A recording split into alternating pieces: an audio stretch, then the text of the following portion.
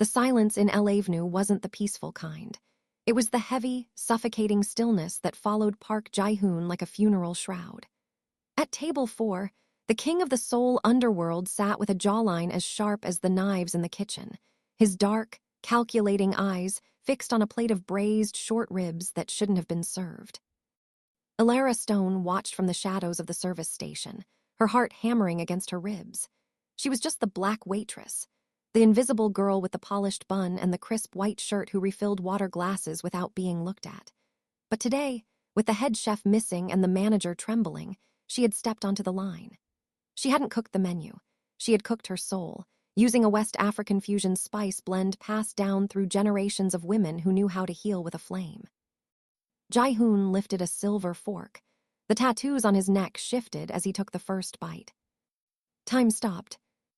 The man who had ordered the downfall of empires suddenly closed his eyes. For a fleeting, agonizing second, the coldness in his expression shattered. It wasn't just food. It was a ghost. It was the exact, haunting warmth of a mother he had lost 20 years ago, a taste he had spent millions trying to find in the finest kitchens of the world, only to find it here, in a midtown bistro. He didn't call for the manager. He didn't check his watch. He looked up, his piercing gaze sweeping the room until it locked onto Elara. In that moment, she wasn't just a waitress anymore. She was his new, singular obsession. "Who?" he whispered, his voice a low, dangerous velvet that carried across the room. "Made this?" The silver-trimmed clock on the wall of El Avenue ticked with a precision that matched Elara Stone's movements. She adjusted the hem of her black vest, ensuring her white shirt remained crisp despite the stifling humidity of the dining room. To the wealthy patrons who frequented the bistro, she was a ghost in a fitted apron, a silent, efficient shadow that anticipated their needs before they could voice them. Deep in the pocket of her trousers, her fingers brushed against the folded edge of her culinary degree. It was a heavy, expensive piece of parchment that felt more like a mocking reminder of the life she couldn't yet afford. She was a master of spices and a scholar of slow roasts, yet here she was, memorizing the wine preferences of men who wouldn't recognize her face if they saw her on the street 5 minutes later. "Table 4 needs a refill, Elara, and for heaven's sake, keep your eyes down," the manager hissed as he scurried past. Elara didn't need to be told. She knew the atmosphere had shifted before she even saw the door open. The air in the restaurant didn't just cool, it froze. Park Ji-Hoon didn't walk into a room so much as he reclaimed it. He was a vision of controlled, lethal elegance in a tailored black shirt, the top buttons undone just enough to reveal the dark, intricate ink crawling up his throat. His jawline was a jagged edge of granite, and his eyes, dark, bottomless pits of calculation, never lingered on anyone for more than a second. Behind him, 2 men in identical charcoal suits acted as his physical perimeter, their presence turning the upscale eatery into a fortress. Elara glided toward his table, her movements practiced and fluid. She placed the crystal carafe on the linen cloth, her deep brown skin a striking contrast against the white fabric. As she poured the water, she caught the scent of him, expensive tobacco, sandalwood, and something cold, like rain on iron. He didn't look up.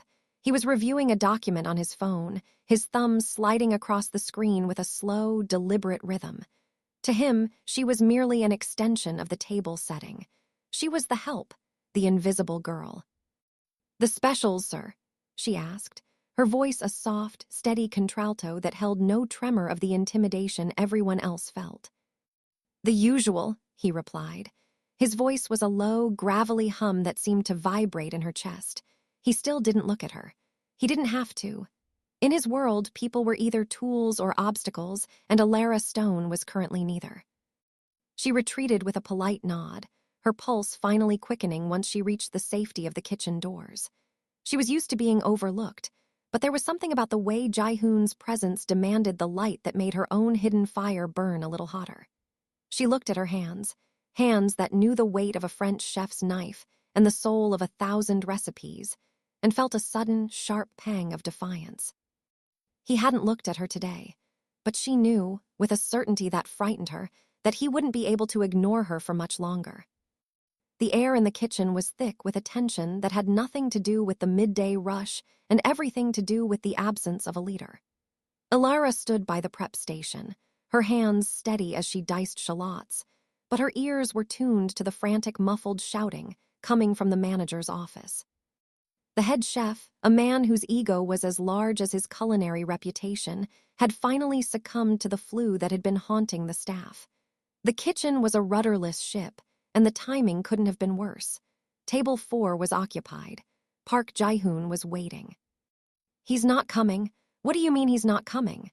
The manager, Mr. Henderson, wailed as he burst through the swinging doors, his face a pale shade of gray. He looked at the line cooks, who all suddenly found intense interest in their cutting boards. "Ji-Hoon is sitting out there. If his meal isn't perfect, this restaurant doesn't just lose a critic, it loses its protection." Elara felt the weight of the silence. She stepped forward, the movement calm and deliberate, shedding her server's persona like a second skin.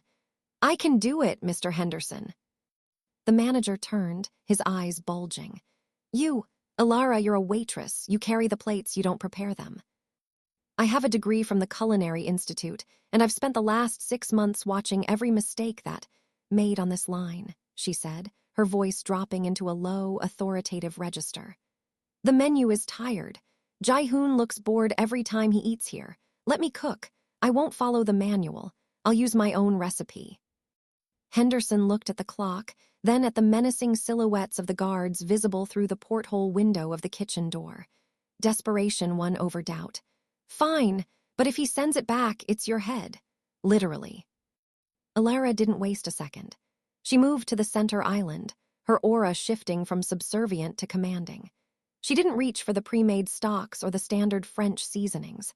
Instead, she reached into her locker and pulled out a small, unmarked jar of deep red paste, a complex blend of fermented peppers, locust beans, and sun-dried spices she had spent years perfecting. She seared the short ribs until they wore a crust of mahogany gold, the sizzle echoing through the suddenly quiet kitchen.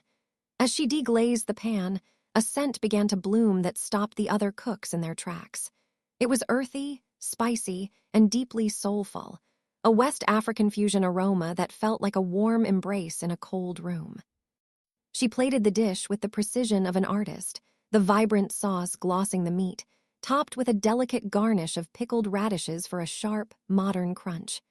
She wiped the rim of the porcelain plate, her reflection caught in the polished surface. "Take it out," she commanded a trembling junior server. As the doors closed behind the dish, Elara didn't return to her dicing. She stood by the window, watching. She saw the plate land in front of Ji-Hoon. She saw him pause, the aroma hitting him before the fork even touched the meat. And then she saw the most dangerous man in Seoul take a bite, his entire body going rigid as if he had just seen a ghost. The dining room of El Avenue had fallen into a vacuum of anticipation.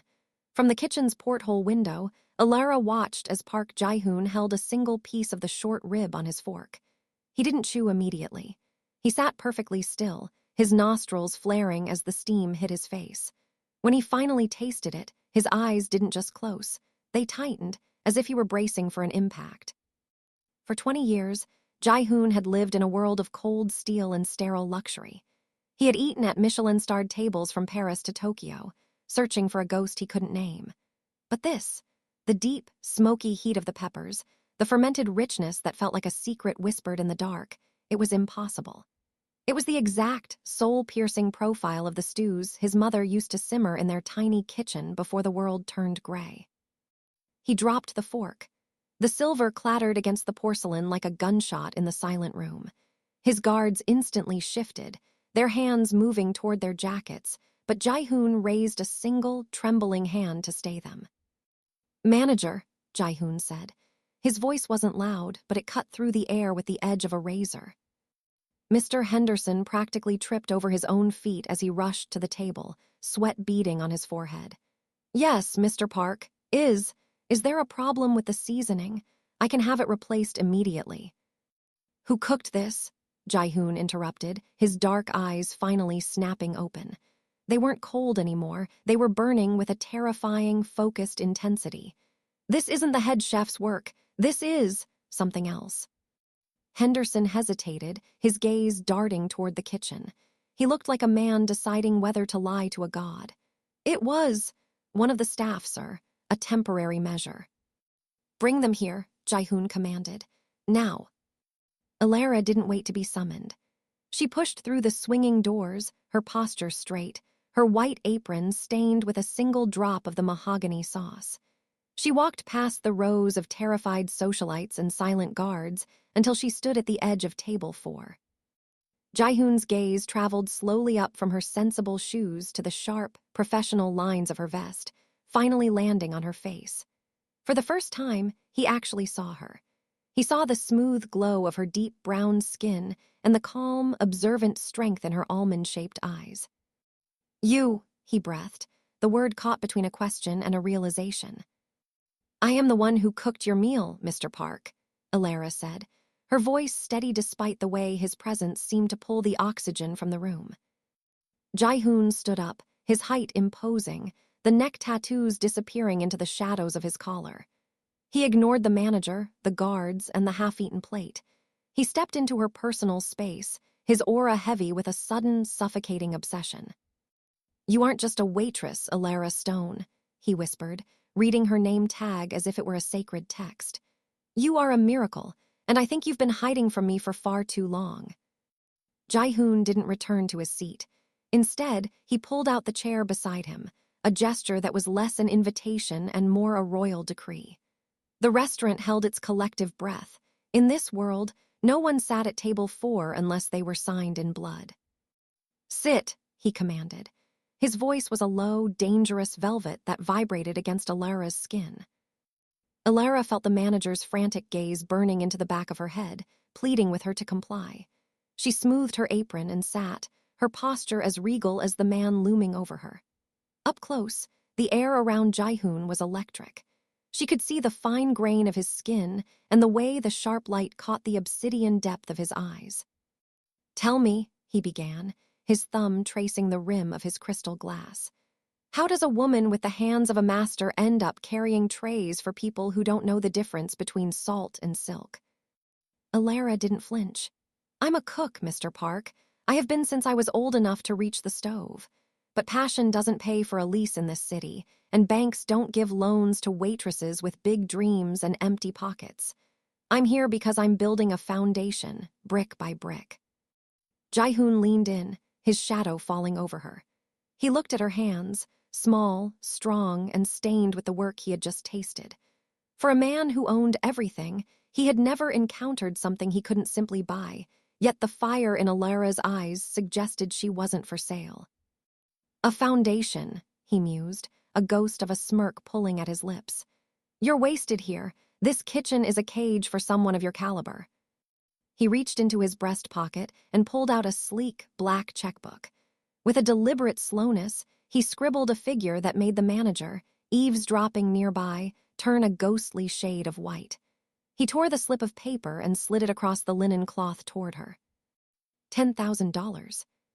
Consider this a tip for the nostalgia, Ji-Hoon whispered, his gaze dropping to her lips before snapping back to her eyes. But understand this, Elara Stone. You don't belong in this black vest. You belong in a kitchen that bears your name. Elara looked at the check, then back at the man whose neck tattoos seemed to pulse with every word he spoke. I don't take charity, Mr. Park. It isn't charity, he corrected, his voice dropping to a predatory hum as he stood to leave. It's an investment.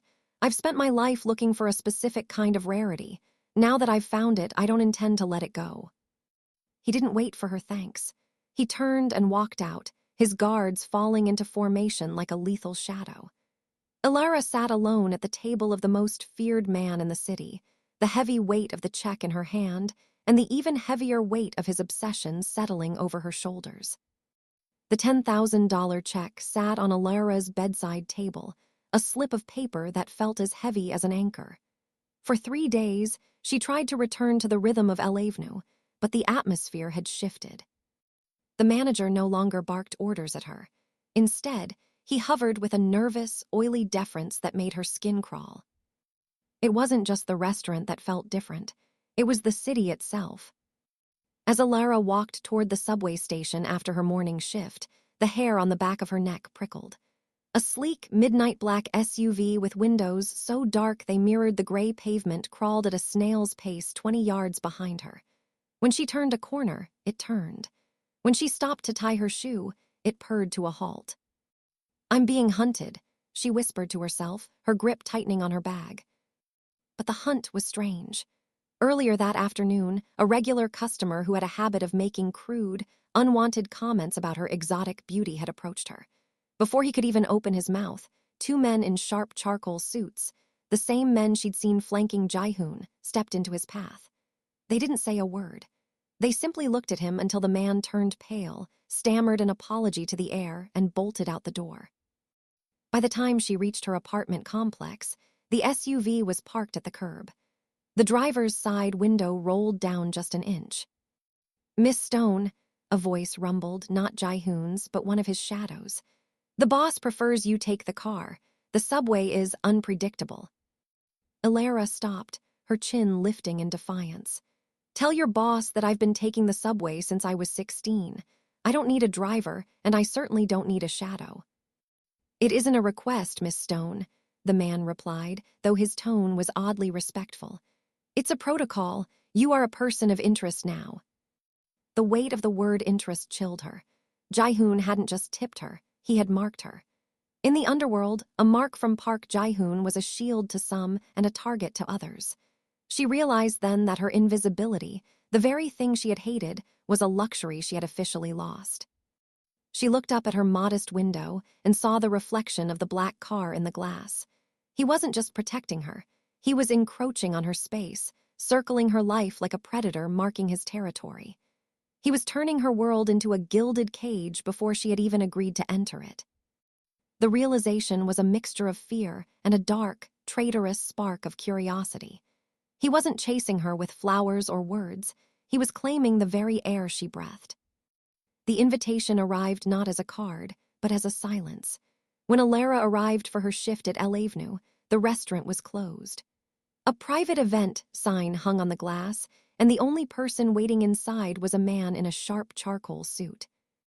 "Mr. Park is expecting you for dinner," he said, opening the door to the same black SUV that had shadowed her for days. "At his residence." Elara hesitated, her pulse a steady drum against her ribs.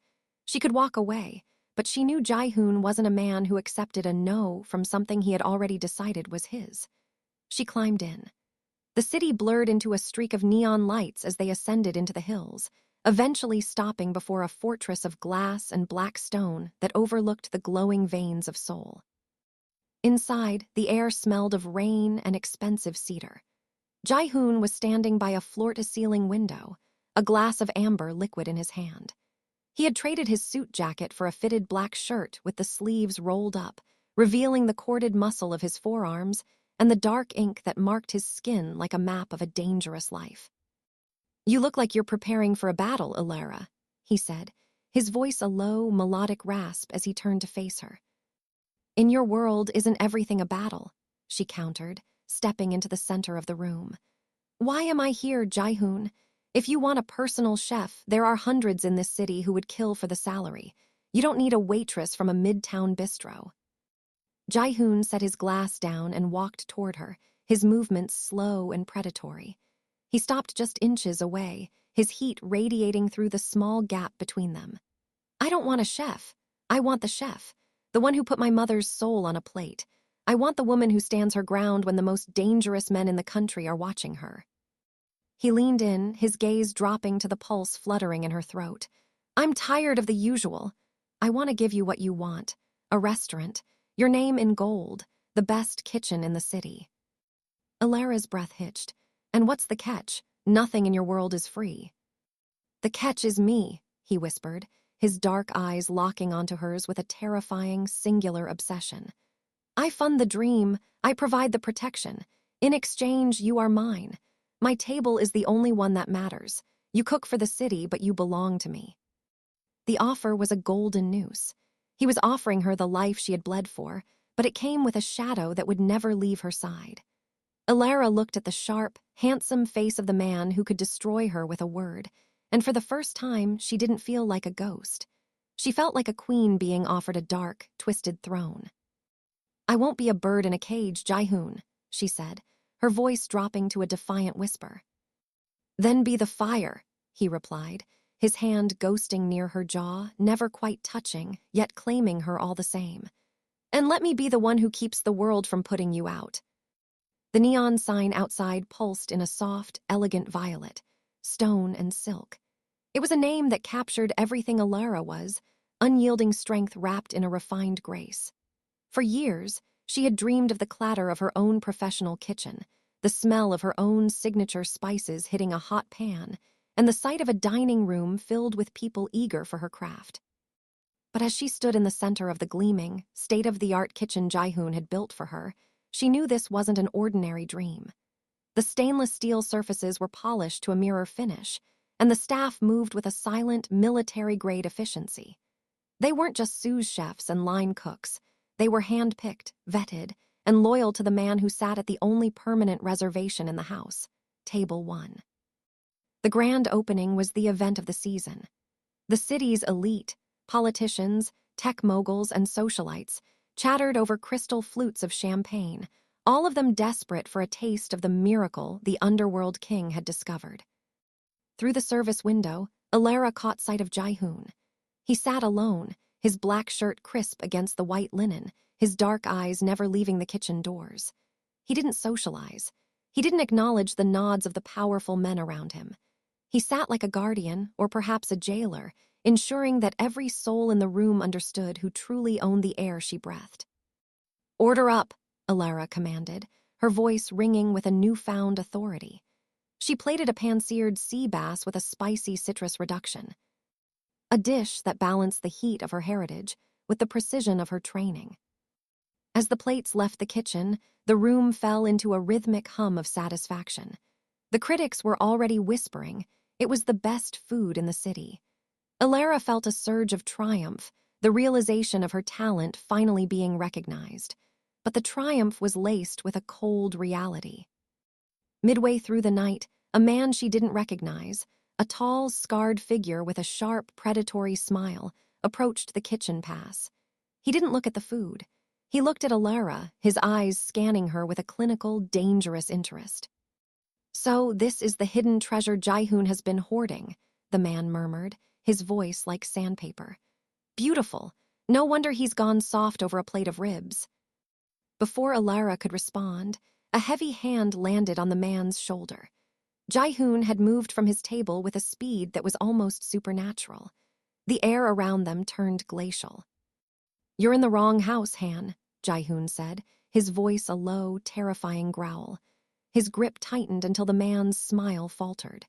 "This isn't a place for business. This is her kitchen. If you breathe on her air again, I'll make sure it's the last breath you ever take."